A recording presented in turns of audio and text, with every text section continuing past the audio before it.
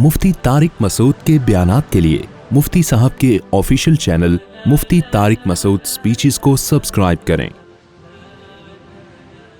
उसने आपको कहा हो कि तुम मेरे घर आना, मैं तुम्हें, एक आदमी की आदत थी किसी को दावत पे बुलाता तो कहता कभी हमारे घर की भी दाल रोटी खा लो। लोगों की आदत होती है ना, हमारे गरीब खाने पे आओ, कभी दाल रोटी हमारी भी खा लो। मकसद ये होता है हमारा तो बड़ा बंगला है और हम कोरमा और वगैरह वगैरह बिरयानी और मज़े की चीज़ें बनाएंगे। उनको लोग आजिज़ी में क्या कहते हैं? गरीब खाना, और हमारी भी दाल रोटी, ऐसे कहते हैं। तो एक शख्स ने किसी दूसरे को दावत दी, यार कभी हमारे भी घर की दाल रोटी खा लो आके। ये चला गया कि मिलेगी तो कोरमे बिरयानी, कहने को तो सब क्या कहते हैं? दाल रोटी, लेकिन मिलेगा तो कोरमा। जब वहां गया तो देखा वाकई में दाल रोटी रखी हुई थी। तो जो होस्ट था जिसने बुलाया था उसका कुत्ता भौंक रहा था बहुत ज्यादा। तो जो होस्ट मेजबान था उसने कुत्ते से कहा चुप हो जा वरना मैं तेरी टांगे तोड़ दूंगा। तो ये मेहमान कुत्ते से कहता है चुप हो जा, ये वाकई में टांगे ही तोड़ेगा, क्योंकि ये जो कहता है इसका वही मतलब होता है। हम धमकी देते हैं टांगे तोड़ देंगे, माएँ बच्चों को धमकियां देती है चुप हो जा तेरी जबान काट दूंगी, तेरी जबान प्लास से पकड़ के बाहर निकाल दूंगी। कैसी कैसी धमकियां माएँ बच्चों को दे रही होती हैं। जो चंगेज खान और हलाकू खान ने बगदाद के खलीफा को वो धमकियां नहीं दी थी। माएँ ऐसी धमकियां बच्चों को देती हैं, लेकिन उस पर अमल करती हैं, बस वो डराने के लिए होता है। तो यहां भी वो समझे कि सिर्फ वैसे ही मजाक कर रहे दाल रोटी, और कुत्ते को कह रहे टांगे, तो कुत्ते को कहता है ये वाकई में तेरी टांगे तोड़ देगा। तो उनका जो खुदा से रिलेशन है ना गैर मुस्लिमों का, हम मुस्लिम हैं, हम में और गैर मुस्लिम में फर्क क्या है?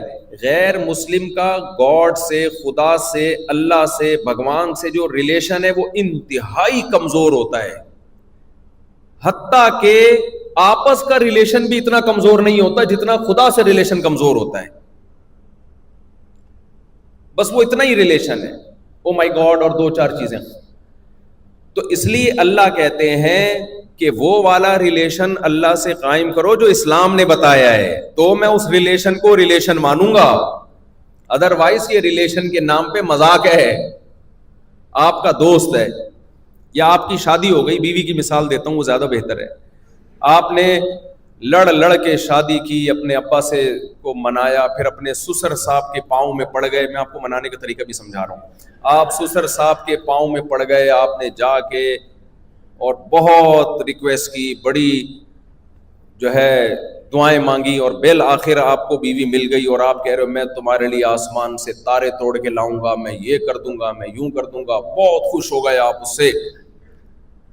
अब वो कहती है बाहर जब जा रहे हो तो वापसी पे 6 अंडे लेते हुए आना।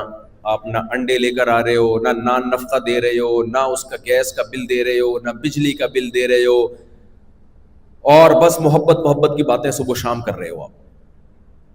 तो बीवी आपकी इस मोहब्बत के दावों को मानेगी? लेकिन जब कोई मसला होता है आप कहते हो ओह माई वाइफ, जैसे गैर मुस्लिम कहते हैं ओह माई गॉड। अब बेगम कह रही है तुम ना कोई मुझे खर्चा देते हो, ना मुझे कपड़े बना के देते हो, ना कहीं बाहर घुमाने फिराने अपने साथ लेके जाते हो, हम हनीमून भी मनाने नहीं गए, हमारे बच्चों के हनीमून का टाइम हो गया और हमने अब तक हनीमून नहीं बनाया।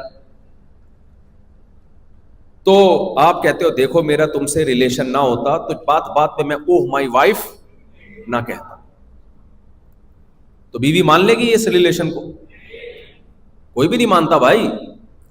तो गैर मुस्लिम जो अल्लाह को मानते हैं उनका अल्लाह से इतना रिलेशन भी नहीं है जो दो भाइयों का आपस में होता है, बाप बेटे का आपस में होता है, आपके किसी रिलेटिव का आपस में होता है।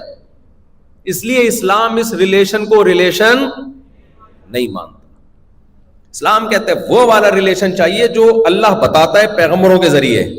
इसलिए पैगंबरों पर ईमान भी जरूरी है। अगर हम पैगंबरों पर ईमान नहीं लाते ना, मोहम्मद सल्लल्लाहु अलैहि वसल्लम पर, मूसा अलैहिस्सलाम पर, ईसा अलैहिस्सलाम पर, पैगंबरों पर अगर हम ईमान नहीं रखते तो इसका मतलब हम अल्लाह को, खुदा को तो मानते हैं لیکن خدا بندوں سے کیا چاہتا ہے، کن چیزوں کو خدا پسند کرتا ہے، کن چیزوں کو خدا پسند نہیں کرتا، وہ تو بھائی ہمیں پیغمبروں سے پتہ چلتا ہے. اگر پیغمبروں کو بیچ میں ہم نے نکال دیا تو پھر اللہ پر ایمان لانے کا کوئی فائدہ نہیں ہے، تو کوئی فائدہ ہی نہیں ہے. اس لیے اللہ پر ایمان میں دوسری چیز جو سب سے بڑی ہے وہ کیا ہے؟ پیغمبروں پر ایمان. کیونکہ پیغمبروں نے ہمیں اللہ کی کتابیں دی، پیغمبروں نے ہمیں اللہ کے احکامات دیے ہیں. اس لیے پیغمبر کے کو سچا ہونا بھی اللہ نے ثابت کیا ہے. اب پیغمبر پر ایمان بھی ضروری ہے نا.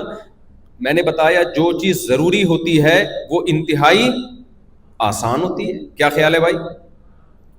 آکسیجن ضروری، اس کا حصول انتہائی آسان.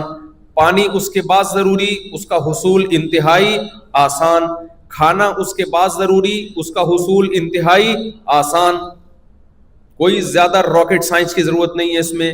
تو ایسے ہی نبیوں پر ایمان بھی چونکہ بہت زیادہ ضروری ہے، اس لیے اللہ نے نبیوں کی زندگی کو ایسا صاف ستھرا بنایا، ان کی سیرت کو اتنا پاکیزہ بنایا، ان کی تعلیمات کو اتنا اٹریکٹیو بنایا ہے کہ ان کی تعلیمات اور ان کے مذہب کو دیکھتے ہی انسان اس پر ایمان لے آتا ہے، اگر اس کے دل میں ضد اور ہٹ دھر بھی نہ ہو. تو اس لیے دو راستے اللہ نے بتائے، ایک گمراہی کا راستہ اور ایک ہدایت کا راستہ. اب ہدایت کا راستہ کیا ہے؟ اللہ پر ایمان. پھر اللہ اور بندوں کے درمیان ریلیشن کا کام کرتے ہیں انبیاء، پیغمبر. تو دوسرے نمبر پر کس پر ایمان؟ پیغمبر پر ایمان. یہاں تک تو الحمدللہ ہم سب کو ہدایت حاصل ہے. آپ جتنے یہاں مجھے سننے کے لیے آئے ہیں سب ایک خدا پر یقین رکھتے ہیں، ایسا ہی ہے نا؟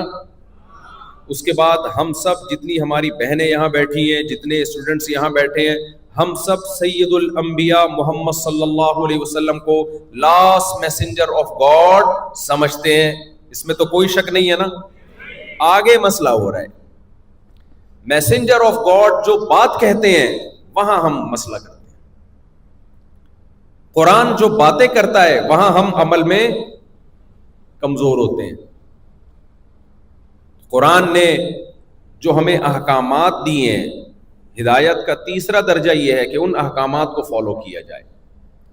میں سب سے پہلا حکم عقیدہ توحید، ہمیں اللہ کے ساتھ کسی کو شریک نہیں کرنا، صرف یا اللہ مدد. سمجھ میں آیا کہ نہیں آیا؟ یا اللہ مدد کے علاوہ کوئی نعرہ ایکسیپٹیبل نہیں ہے، قابل قبول نہیں ہے. دوسرے نمبر پر اللہ نے اپنے ریلیشن کو مضبوط کرنے کے لیے نماز قائم کرنے کا حکم دیا. یہاں جتنے لوگ بیٹھے عزم کریں ہم پابندی سے 5 نمازیں فرض ادا کریں گے، کبھی بھی کسی صورت میں نماز کو اپنے وقت سے ضائع نہیں ہونے دیں گے. تیسرے نمبر پہ اللہ نے اپنے ریلیشن کے بعد سب سے جو زیادہ ریلیشن بتایا ہے وَهَدَيْنَاهُ النَّجْدَيْنِ. میں نے بتایا نا جو ایمان رکھتے ہیں اچھے اعمال وہی کرتے ہیں، جو اللہ پہ ایمان نہیں لاتے وہ اچھے عمل نہیں، وہ چند چیزوں کو تو لے کر آ جائیں گے، چند تکلفات کو، اچھے عمل نہیں ہو سکتے ان سے. اگر اچھے عمل ہوتے تو نماز پڑھتے، عقیدہ توحید کے قائل ہوتے.